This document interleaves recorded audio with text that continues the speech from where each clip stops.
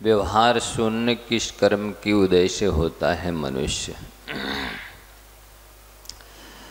व्यवहार कुशल कहें या औचित्य गुण से युक्त कहें, विवेक से सहित कहें, व्यवहार का परमार्थ के साथ बहुत गहरा संबंध है,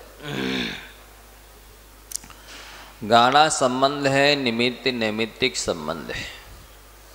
ये व्यवहार शून्य है वो धर्मात्मा नहीं हो सकता है। शुद्धोपयोगी मुनिराजों की बात अलग है, जो ध्यान में बैठे हुए हैं वे यदि कुछ भी ना करें, यहाँ तक कि प्रतिक्रमण भी ना करें तो भी कोई दोष नहीं है। वे मुनिराज देव वंदना भी ना करें तो भी कोई आवश्यक नहीं है, और स्वाध्याय भी नहीं करें तो भी कोई जरूरी नहीं है। लेकिन प्रवृत्ति में रहने वाले जो साधु हैं,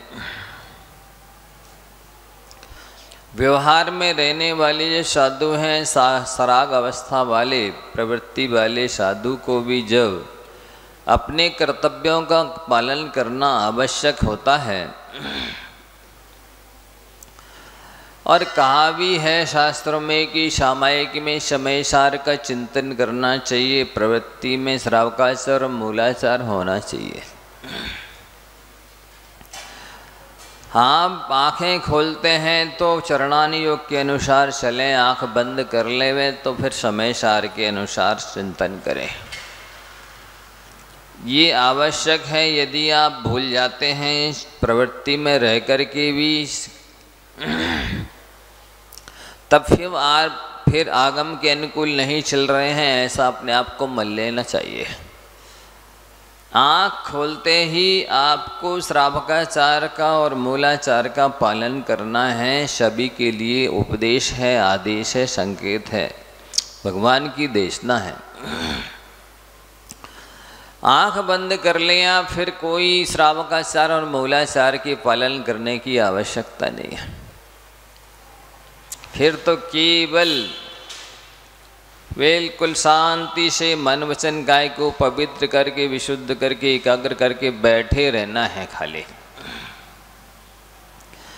कुछ करना नहीं होता ध्यान में, सामायिक में कुछ करना नहीं होता है। लोगों की करने की आदत होती है, इसलिए उन्हें प्रारंभिक अवस्था में कुछ करने को, ध्यान करने को, जाप करने को कह दिया जाता है। ऊपरी अवस्था में जब पहुंच जाते हैं तो कहा जाता है माँ चिट्ठय माँ जंपाय माँ चिंतय किम भी जैन होई थरो अप्पा पम्मी रहो इणमेव परम हवे झाड़म। कुछ भी चेष्टा मत करो। ध्यान की उच्च अवस्था में पहुंचने के बाद में संत साधक के लिए क्या आदेश है? शरीर के किसी भी अंग उपांग का स्पंदन नहीं करो, हलन चलन नहीं करो, चेष्टा नहीं करो, कुछ भी बोलना नहीं है। उच्च अवस्था में पहुंचने पर ध्यान में कुछ भी बोलना नहीं है। यहाँ तक कि अंतर जल्प भी नहीं करना है। अंतरंग में जो बातें चलती ना, कई लोग अंदर ही अंदर बातें करते हैं, कोई होता नहीं है, सामने बड़बड़ाते से रहते हैं, जैसे स्वप्न में किसी से बातें कर रहे होते हैं, ऐसे ही कोई भी नहीं होता है फिर भी वे बात करते हैं। ऐसा अंतर जल्प भी नहीं करना है, बोलने की इच्छा भी नहीं करना। माँ चिंतय किम भी, कुछ भी चिंतन नहीं करना। उच्च अवस्था की बात कर रहे हैं। ध्यान की जो श्रेष्ठ भूमिका है, वहाँ पर मन से भी कुछ नहीं सोचना है, वचन से भी कुछ नहीं बोलना, नहीं जपना, नहीं पढ़ना, नहीं काय से कोई एक्शन तो करना नहीं है, मूवमेंट भी नहीं, हलन चलन स्पंदन भी नहीं करना, आँखों की पलक भी नहीं झपकाना है। अप्पा अपम्मी रहो, बिल्कुल आत्मा आत्मा में स्थिर रह जाए। इणमेव परम हवे झाड़म भी श्रेष्ठ ध्यान का लक्षण है। इसके पहले कहा जाएगा माँ मुझय माँ रज्जय माँ दुस्सय इठ निठ्य अत्थेसु थिर मिच्छय जय चित्तम विचित्र झाणप सिद्धिये। यदि विचित्र ध्यान की सिद्धि करना चाहते हो, श्रेष्ठ ध्यान की सिद्धि करना चाहते हो, तो आप किसी भी चीज़ में मोह मत करो, किसी से राग मत करो, अनुकूल पदार्थों से किसी से द्वेष मत करो, प्रतिकूल पदार्थों से। अपने आप में स्थिर रहने की कोशिश करो, ज्ञायक स्वभावी बने रहने की कोशिश करो, सहज आनंद में, चिदानंद में, सुखानंद में, परमानंद में लीन रहने की कोशिश करो। इसी से आपको आगे चल कर के परम ध्यान की प्राप्ति होगी। ये ध्यान की अवस्था है सामायिक में, और प्रारंभ में रहता है तो फिर कहा जाता है नमोकार का जाप करो, और प्रारंभ में 12 भावना पढ़ो, वैराग्य भावना का चिंतन करो, संसार के शरीर के भोगों के बारे में विचार करो, ऐसा कहा जाता है। ये अवस्थाएं ध्यान की हैं, जाप की हैं, सामायिक की हैं, निवृत्ति अवस्था की हैं। लेकिन प्रवृत्ति में रहने वाले जो साधक हैं, चाहे मुनि महाराज हों चाहे श्रावक हों, उनके लिए दोनों तरह के कर्तव्य बताए जाते हैं कि वे यदि गृहस्थ हैं तो गृहस्थावस्था का पालन करते हुए धर्म को नहीं भूलें, मुनि महाराज हैं तो व्यवहार धर्म की प्रवृत्ति करते हुए आत्मा को नहीं भूलें। ये उपदेश है, लेकिन वर्तमान में व्यवहार कुशलता की बहुत कमी देखने सुनने में अनुभव में आ रही है। ये कमी तो कमी ही है जो कि अपने कर्तव्य की भी क्षति करती है, अपने धार्मिक आवश्यकों की भी क्षति करती है, साथ ही जिन धर्म की भी क्षति करती है। संसार में कहें या दुनिया में कहें, संघर्ष में विश्वास रखने वाले लोग बहुत हैं, शांति में विश्वास रखने वाले लोग कम हैं। मौन साधना में विश्वास रखने वाले लोग कम हैं, गुप्त साधना में विश्वास रखने वाले लोग कम हैं। इसी तरह से गुप्त दान करने वाले भी कम हैं। प्रदर्शन का ज़माना आ गया है, प्रदर्शन में बहुत ज़्यादा श्रम, समय, बुद्धि लग रही है, और उसकी वजह से एनर्जी भी बहुत वेस्ट हो रही है, धन भी बहुत वेस्ट हो रहा है, समय, श्रम सब कुछ लग रहा है, लेकिन उपलब्धि कम हो रही है।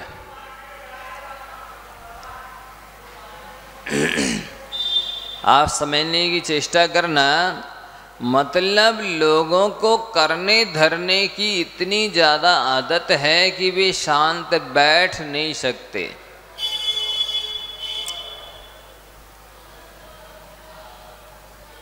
वे मौन रह नहीं सकते हैं, वे बिना सोचे कुछ भी रह नहीं सकते। आचार्यों का कहना है कुछ भी मत सोचो, लेकिन यदि सोचे बिना नहीं चलता है तो अच्छा सोचो, भला सोचो।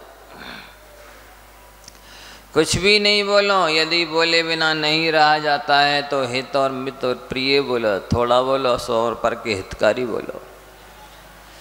कुछ भी मत करो, करे बिना नहीं रहा जाता है तो शुभ चेष्टा करो, ऐसा आचरण करो जिससे स्वयं का भी कल्याण हो और दूसरों का भी कल्याण हो।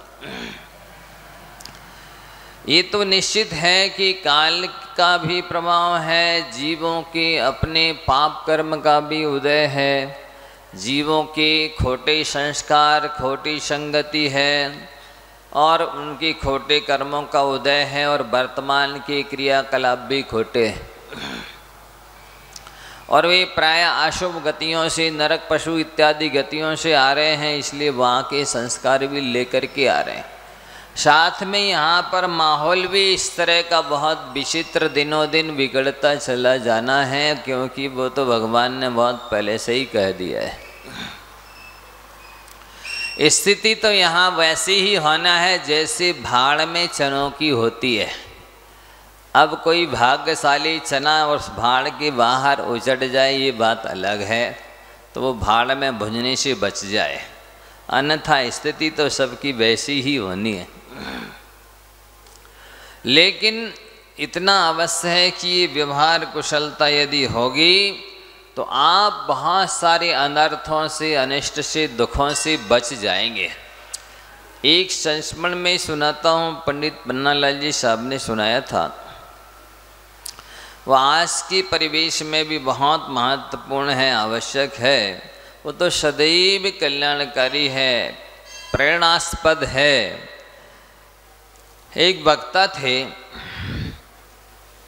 प्रवचन करने के लिए बड़ी सभा में रोज जाया करते थे, समय पर जाते थे, लोग भी समय से आकर के और प्रवचन सुनते थे, आस्था से सुनते थे।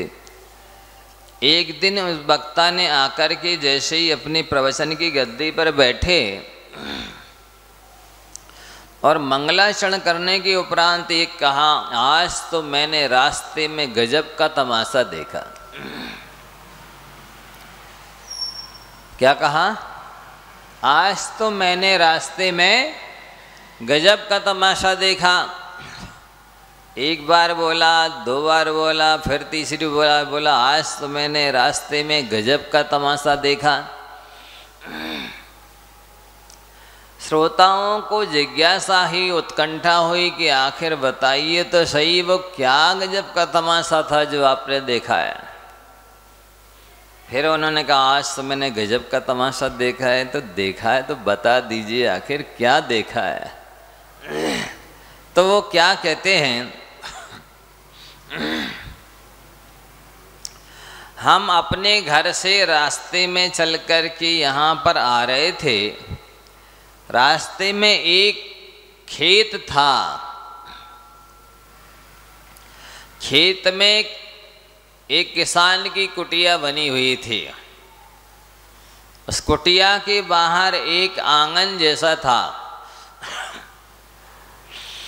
उस आंगन में एक ओखली थी।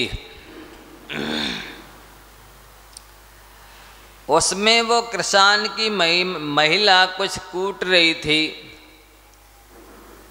साथ ही उसके आसपास इर्द गिर्द 3-4 बच्चे भी बैठे थे, खेल रहे थे।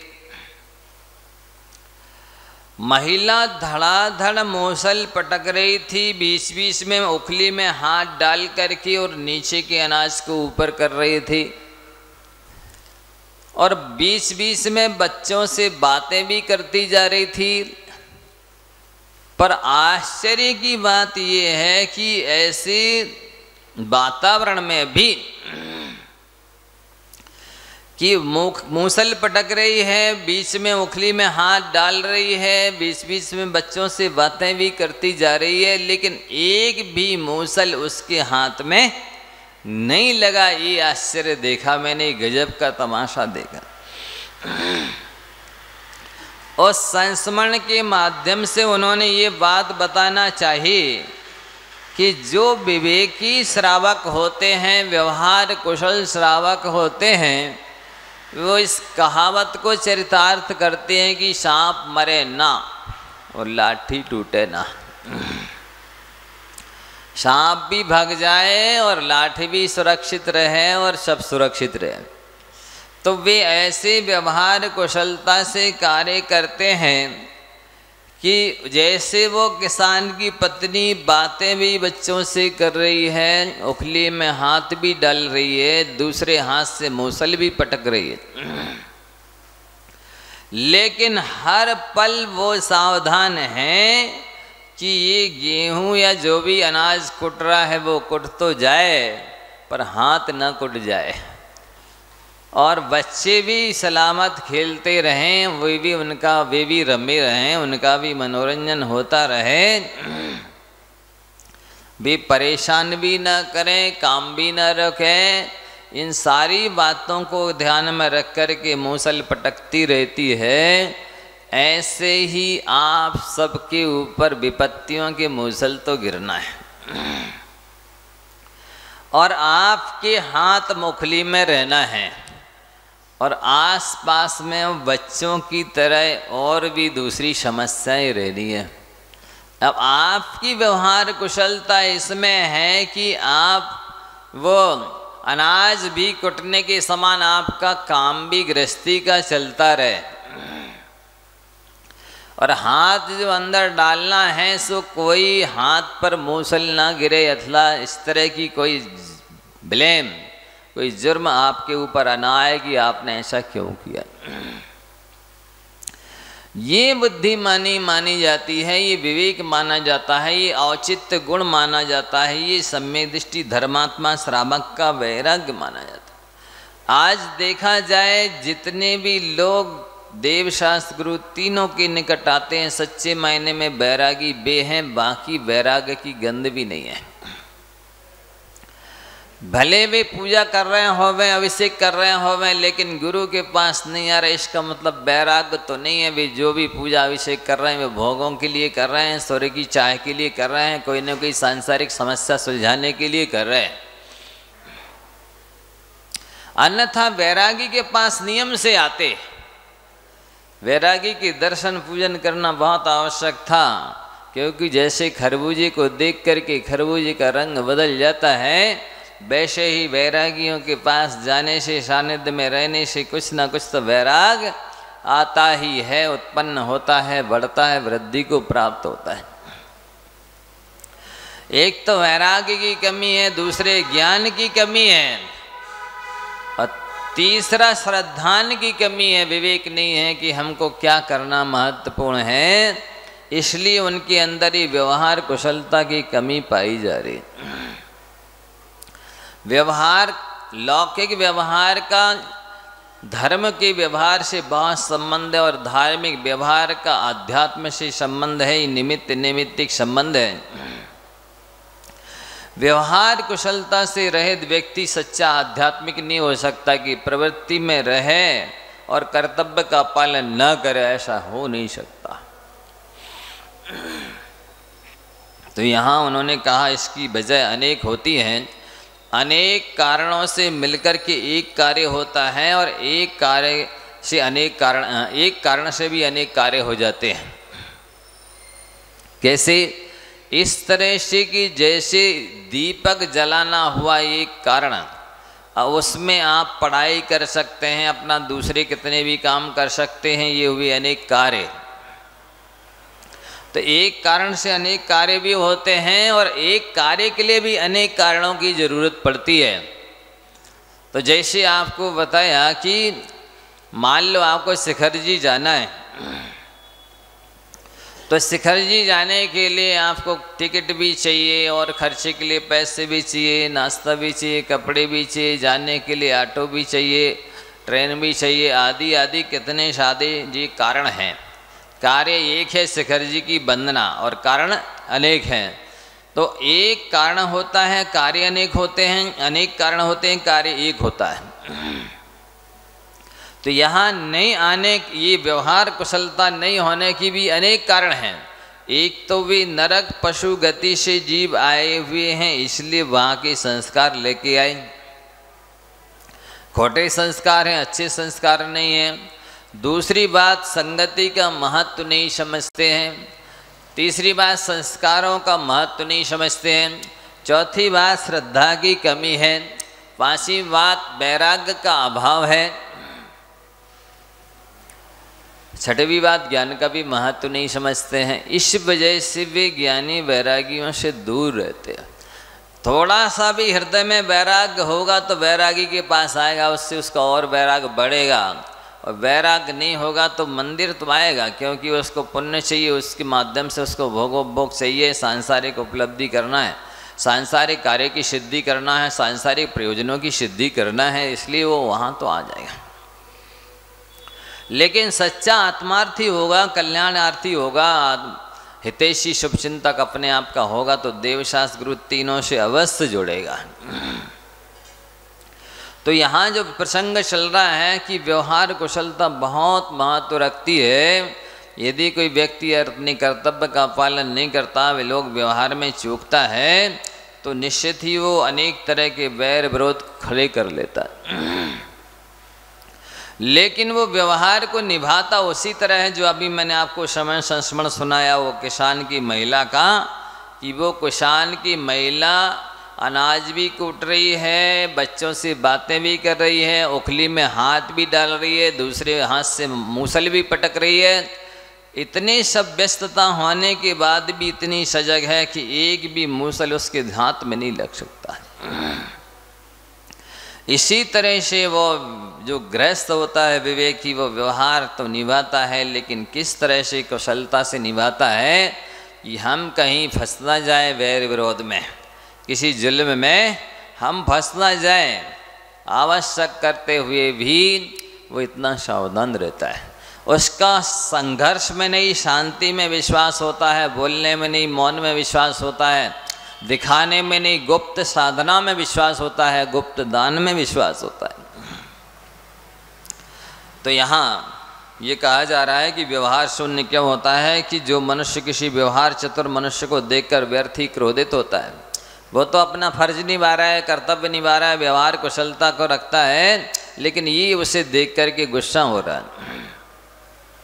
कोई किसी के साथ में अच्छा कर रहा है, उपकार कर रहा है, सेवा कर रहा है, विनय कर रहा है, सहयोग कर रहा है, तो ये उसमें भांजी मार रहा है, अंतराय डाल रहा है, ईर्ष्या कर रहा है, द्वेष कर रहा है, जल रहा है, क्रोध कर रहा है। इसलिए अगले जन्म में ये व्यवहार से शून्य होगा, इसमें और पशु में कोई अंतर नहीं रहेगा। ऐसा होता है जैसे देख करके लोग बहुत दुखी होते हैं, परेशान होते हैं, ये किसी का कुछ करता ही नहीं, करना चाहता नहीं। हाँ, आँख बंद कर लें आप, फिर इसके बाद में कुछ भी करने की ज़रूरत नहीं है। ध्यान में बैठ जाएं, सामायिक में ध्यान में बैठ जाते हैं तो फिर तो प्रतिक्रमण करने की भी ज़रूरत नहीं होती, स्वाध्याय करने की भी ज़रूरत नहीं है, देववंदना करने की भी ज़रूरत नहीं है, कोई भी 28 मूल गुणों में से किसी भी 27 मूल गुणों के पालन करने की आवश्यकता नहीं है। ध्यान में बैठने पर, आँख बंद करने पर, आँख बंद करने के बाद में एक ही आवश्यक रह जाता है समयसार, और आँख खोलने पर तो पूरा श्रावकाचार और मुनियों का आचार सामने आता है। आँख खोलने पर पूरा आपको श्रावकाचार पालना है, मुनियों का आचरण पालना है, लेकिन आँख बंद कर लो, अब कुछ नहीं करना। कोई अपेक्षा भी नहीं रखेगा, कोई कुछ कहेगा भी नहीं, और शास्त्र भी नहीं कहेगा आप क्या कर रहे हैं, क्यों नहीं कर रहे हैं। केवल श्रद्धा विशुद्धि एकाग्रता रखिए, अपने परिणामों की निर्मलता रखिए, कुछ भी करना है ही नहीं। ये करना धरना तो प्रारंभिक भूमिका है, साधना की कमी है, अभ्यास का अभाव है। जब प्रौढ़ उच्चतर अवस्था होती है, कहना चाहिए उच्च भूमिका होती है, फिर वहाँ कुछ करना धरना नहीं पड़ता है। तो यहाँ फिर आगे कहते हैं कि व्यर्थ का अभिमान करके संतुष्ट होता है। मतलब अभिमान का करके क्या है, सीना फुला करके, किसी का तिरस्कार करके, किसी का अपमान करके, किसी को खोटे वचन बोल करके, नीचा दिखा करके संतुष्ट होता है। निश्चित बात है, क्रोधी का ये नेचर होता है कि वो क्रोध के निमित्तों को मिटा देना चाहता है, हटा देना चाहता है, भगा देना चाहता है। पर मानी का ये नेचर होता है कि मानी को अपने से नीचे बैठने वाला कोई चाहिए, इसलिए वो मान के निमित्तों को जुटाता है, और क्रोधी क्रोध के निमित्तों को हटाता है। ये अंतर होता है। मानी को विनय करने वाले, सेवा करने वाले, आज्ञा का पालन करने वाले, जी हजूरी करने वाले चाहिए, और क्रोधी जिसके प्रति क्रोध आता है उसकी शकल भी नहीं देखना चाहता है, वो उसका अस्तित्व भी खत्म कर देना चाहता है, उसे मिटा देना चाहता है, उसे भगा देना चाहता है। ये अंतर होता है। तो जो पुरुष अपनी अज्ञानता के कारण बुद्धिमान पुरुषों की निंदा करता है, इसलिए जब कोई ऐसे प्रसंग आवे कि हमें निंदा करना पड़ेगी, तो उस समय ऐसे ही कहा जाता है कि आ दोषवादे च मौनो। आप जो पूजन के बाद में पंक्तियां पढ़ते हैं, केवल इतनी अपने जीवन में उतार लें तो बहुत जीवन मंगलमय हो जाएगा। सबसे पहले कहा क्या पढ़ते हो शांति विसर्जन करते जब, शास्त्रों का हो पठन सुगदा। देखना जरा, देवशास्त्र गुरु की सेवा की, पूजा की, भक्ति की, अब इसमें जो कुछ पुण्य संचित हुआ है, पुण्य का अर्जन हुआ है, भगवान उसके बदले में ये चीज़ें चाहिए मुझे। सम्यक दृष्टि जो श्रावक होता है, आत्मार्थी जो मुमुक्षु होता है, वो ये चीज़ें मांगता है। आप लोग भी देख लो, इसको मांगने में कोई कांक्षा नहीं है, कोई निदान नहीं है, कोई याचना नहीं है। इतनी चीज़ें आप मांग सकते हैं। क्या क्या मांग सकते हो? शास्त्रों का हो पठन सुखदा। शास्त्रों का पठन कैसा है, सुखदा है कि दुखदा है? हाँ? सुखदा सुखम ददाती थी, सुखदा सुख देता है, शास्त्रों का साधना है, शास्त्रों का अध्ययन। लेकिन अज्ञानी समझते ही नहीं है कि इससे भी मुझे सुख मिलेगा, इससे भी मिले। 170 महापुरुषों की पद में से ऐसा कोई पद नहीं है जो शास्त्रों का अध्ययन करने वाले को भविष्य में ना मिले। चिंतामणि शब्द भी जिनवाणी के लिए जोड़ा गया है, केवल चिंतामणि पार्श्वनाथ के साथ नहीं जोड़ा है। देव के शास्त्र भी चिंतामणि शब्द का प्रयोग है, शास्त्र के साथ भी चिंतामणि शब्द का प्रयोग है। और गुरुओं को तो कई है जो उपकार तीर्थ भी नहीं कर सकते हैं, जो उपकार भगवान भी नहीं कर सकते हैं, जो उपकार दूसरा कोई शास्त्र भी नहीं कर सकता, वो उपकार गुरु कर सकता है। शास्त्रों का हो पठन सुखदा, लाभ सत्संगति का। वो जो मैंने आज तक जितनी भी सेवा पूजा की है, भक्ति की है, जाप की है, भगवान मुझे इसके बदले में ये चीज़ें चाहिए, सत्संगति का लाभ हो। मतलब उस पुण्य के द्वारा इस चीज़ को मांग रहा है, यानी ये उससे भी श्रेष्ठ चीज़ है ना, क्योंकि बिना पुण्य के नहीं मिलती है ये चीज़ें। तभी तो भगवान की भक्ति करके उसके बदले में ये चीज़ मांगी जा रही कि शास्त्रों का सुखदायी पठन होवे और सत्संगति का लाभ हो। सत्संगति में मतलब ये है, सत किसे कहते हैं? सत्कार समीचीन होता है, जिनके सानिध्य में जाने से शांति का लाभ हो, ज्ञान का लाभ हो, पुण्य का लाभ हो, अनुभव की वृद्धि होवे, आगे बढ़ने की, ऊपर चढ़ने की प्रेरणा मिले, वो सज्जन कहलाते हैं, संत कहलाते हैं। बाकी के सज्जन संत की दृष्टिकोण में नहीं आते हैं। लाभ सत्संगति का, सद्वृत्तों का सुजस कह के, जिनका व्रत यानी चारित्र अच्छा है, जिनके अंदर गुण हैं, जिनके अंदर विशेषताएं हैं, उनकी मैं महिमा गाऊं, उनकी मैं प्रशंसा करूं। ये भगवान की भक्ति से जो पुण्य संचित हुआ है उसके बदले में ये मांगा जा रहा है। मतलब ऋषि महर्षि ये कहते हैं कि दरिद्री वो नहीं है जिसके पास धन नहीं है, दरिद्री वो है जो गुणवानों की प्रशंसा नहीं कर सकता है, स्तुति नहीं कर सकता है, गुणगान नहीं कर सकता, वो दरिद्री है। सद्वृत्तों का सुजस कह के वो दोष ढांकूं सभी का, सबकी दोष ढांके, चाहे वो मित्र होवे चाहे शत्रु होवे, चाहे श्रावक होवे चाहे साधु होवे, क्योंकि दोष ढांकूं और साथ में जोड़ दिया सभी का। सभी के दोष ढकना ये आपका कर्तव्य है। एक दिन भी हमने कहा था कि जैसे दोषों को ढकना कितना अनिवार्य है, जितना अनिवार्य की है गटर के ढक्कन को ढक के रखना। गटर का ढक्कन खोलने से स्वास्थ्य खराब होता है, वातावरण खराब होता है, उसी प्रकार से दोषों का उद्घाटन करने से भी सामाजिकता बिगड़ती है, व्यवहार धर्म बिगड़ता है, और व्यवहार धर्म बिगड़ता है तो परमार्थ धर्म तो बिगड़ता ही है। व्यवहार धर्म के बल पर ही चलकर के व्यक्ति परमार्थ धर्म को प्राप्त करता है। व्यवहार धर्म के बिना किसी को परमार्थ आज तक मिला नहीं है, मिलेगा भी नहीं। और जैसे इत्र की शीशी खोलने से स्वास्थ्य ठीक होता है, वातावरण ठीक होता है, उसी के स्थान अपन दूसरों की प्रशंसा करना इत्र की शीशियाँ खोलने के समान है, और दूसरों की निंदा करना गटर के ढक्कन खोलने के समान है।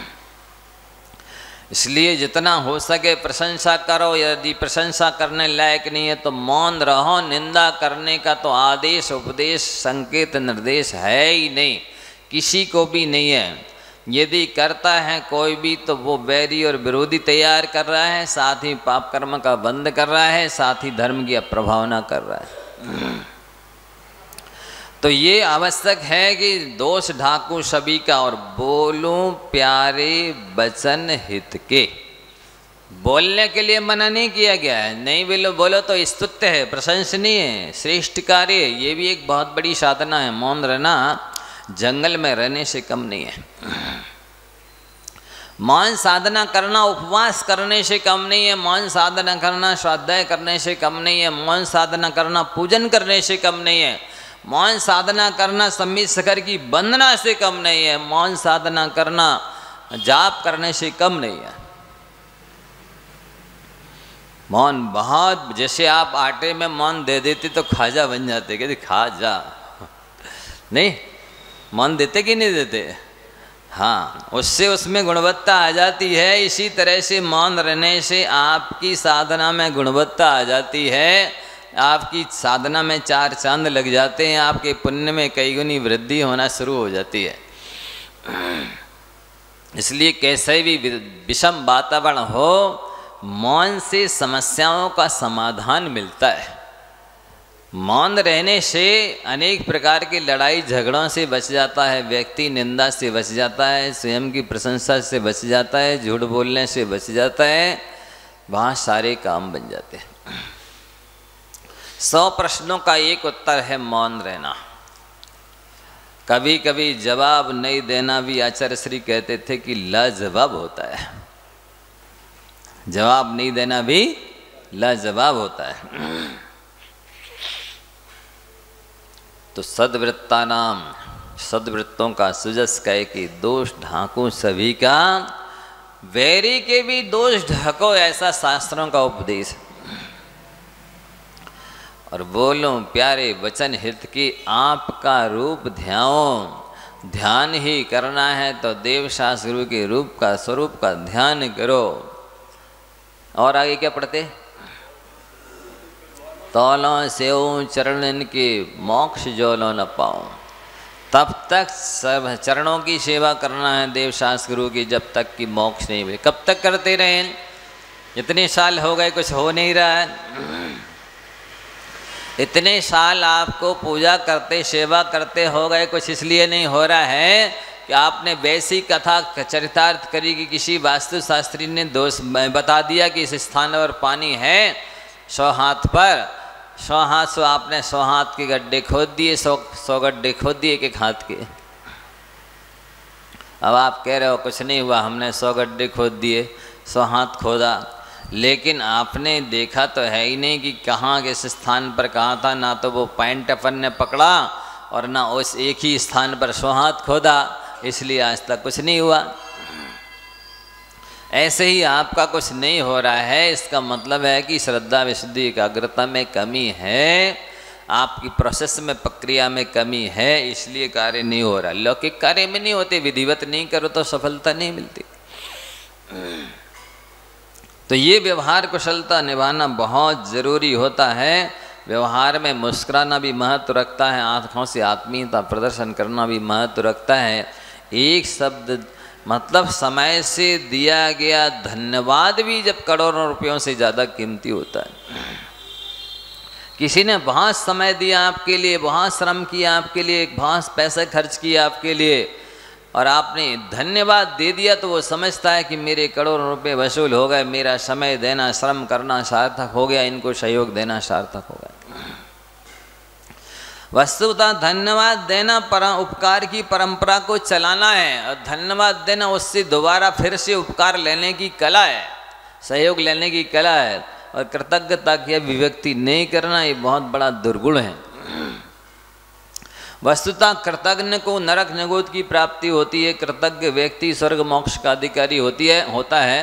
कृतज्ञता के अभाव में बाकी के गुणों की शोभा नहीं होती है। कृतज्ञ व्यक्ति को देखने से अपशकुन हो जाता है, बनते काम बिगड़ जाते हैं। दुनिया, पृथ्वी सारे अन्याय अत्याचार सहन कर सकती है, आप सब ध्यान से सुन लीजिए। धरती सारे अन्याय अत्याचार सहन कर सकती है, लेकिन कृतज्ञ व्यक्ति का बोझ सहन नहीं कर सकती है। जब कृतज्ञों की संख्या बढ़ जाती है तब इस पृथ्वी पर भूकंप आना शुरू हो जाते हैं, आंधी तूफान आना शुरू हो जाते हैं, बिजली और वज्र गिरना शुरू हो जाते हैं, ईति भीतियाँ यहाँ पर वृद्धि को प्राप्त हो जाती हैं। लोग समझ नहीं रहे हैं इस बात को कि ये कोई मेरे अंदर अपराध है, कमी है, मैं पापी हूँ, कृतज्ञ हूँ तो बहुत बड़ा अपराधी हूँ।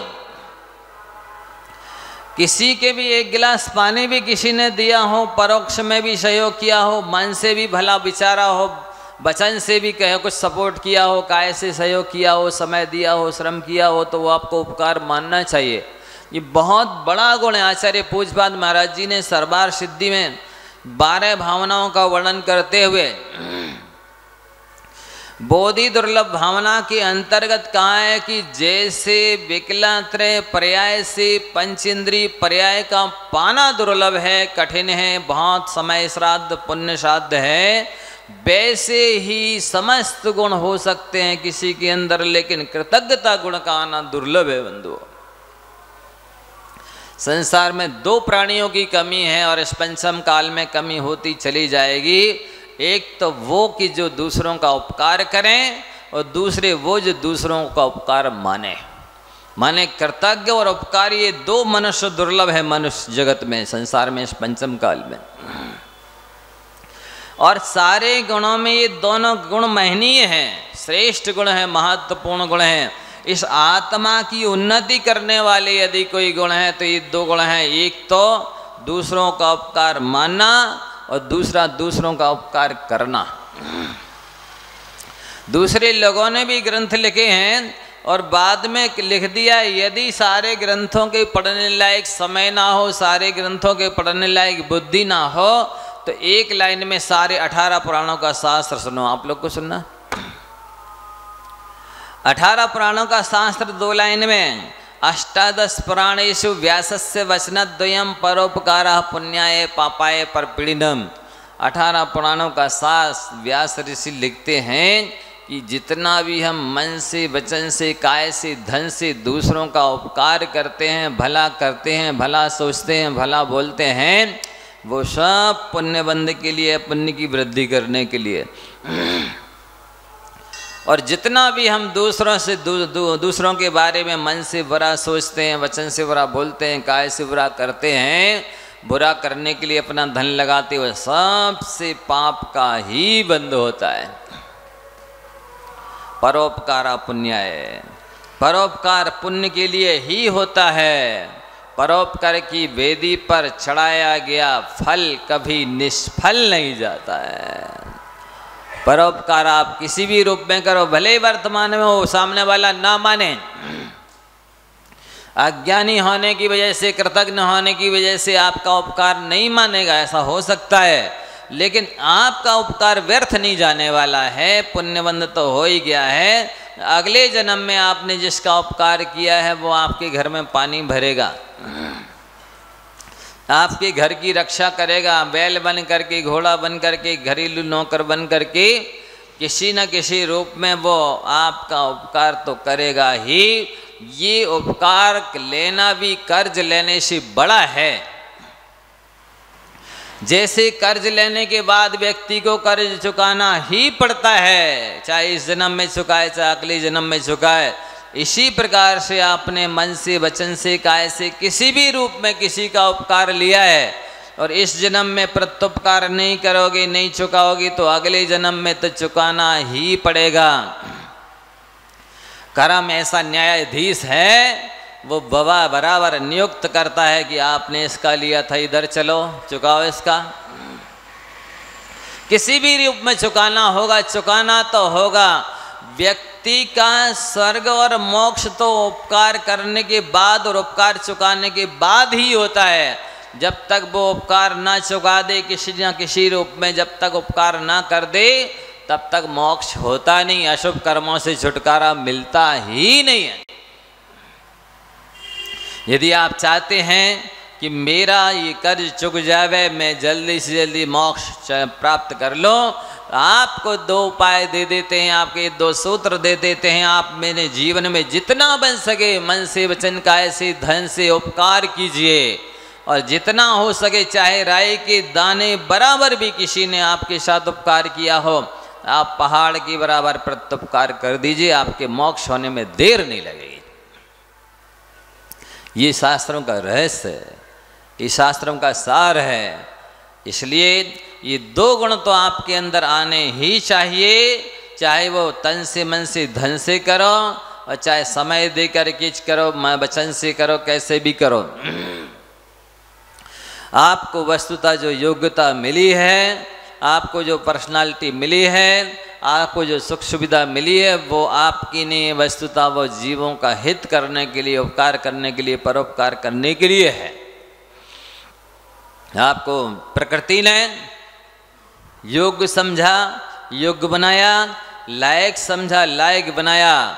यदि आप उपकार नहीं करते हैं एक इंद्रिय से लेकर 5 इंद्रिय तक के जीवों का, इसकी सजा यही होगी कि अगले जन्म में आप असमर्थ एक इंद्री बन जाएंगे, निगोद में चले जाएंगे, ऐसी दशा को प्राप्त हो जाएंगे जहां आप जाकर के कुछ भी नहीं कर पाएंगे, दयनीय स्थिति को प्राप्त हो जाएंगे। समय हो गया।